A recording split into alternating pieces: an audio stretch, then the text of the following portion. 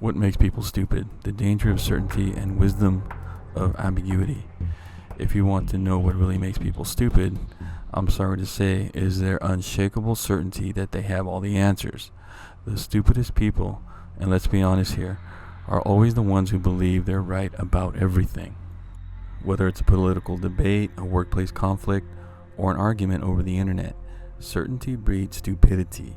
It blinds people to the bigger picture, narrows their focus, and makes them impervious to nuance. Let's take a step back and look at the ancient world for a moment. One of the most fascinating ideas from Greek culture is the belief that stupidity and incompetence cause more harm than outright evil. That's a sobering thought, isn't it? Evil people are dangerous, sure, but stupid people are dangerous and far more common. They mess things up, not because they intend to do harm, but because they refuse to consider possibilities outside their narrow vision. Their confidence in their own answers make them a wrecking ball to progress. The ancient Greeks and stupidity. The Greeks even had a concept for practical wisdom called phris. It's a form of balanced, pragmatic intelligence, the ability to navigate life and people with thoughtfulness. Phris is the opposite of blind certainty. It's the kind of wisdom that considers different angles, weighs consequences, and carefully navigates decisions.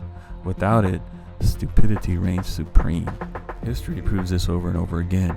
Take the Peloponnesian War, the devastating conflict between Athens and Sparta. Athenian leaders were so certain they had the answers, so confident that conquering Sicily would be a breeze, that they ignored strategic realities. They thought, oh, we'll just take Sicily, destroy Sparta, and usher in a new golden age. Instead, their arrogance and short-sightedness ended up crushing Athenian democracy and marking the end of their golden era. The leaders didn't think it through. They knew they were right. And when stupid people hold power, they become extraordinarily dangerous. This is the trap of certainty. When people are so convinced they have the answer, they lose the ability to see the full scope of life. They lock themselves into one path. Again, one idea they probably absorbed from the internet or their social circles, and march forward without questioning it. Meanwhile, the world is vast, complex, and unpredictable, but they're too busy running down their mental monorail to notice. Cynicism and certainty, the perfect storm. Interestingly, there's a strong overlap between people who are cynical and those who always think they're right. It's like a Venn diagram where negativity and false confidence meet. These people are quick to judge, quick to dismiss alternative perspectives, and quick to tell you exactly how the world should be. Their certainty shields them from having to wrestle with ambiguity or complexity. In short, it's easier to be cynical than to think deeply. Negative compatibility, the wisdom of ambiguity. This is where John Keats comes in. 200 years ago, the poet came up with a concept called negative compatibility, and it's one of the most valuable ideas we have for combating stupidity. Keats wanted to understand why Shakespeare was such a brilliant writer. His answer? Shakespeare had the ability to hold two contradictory thoughts in his head at the same time. His characters were realistic because they were complex. They could be both good and evil, selfish and kind, cruel and vulnerable, just like real human beings.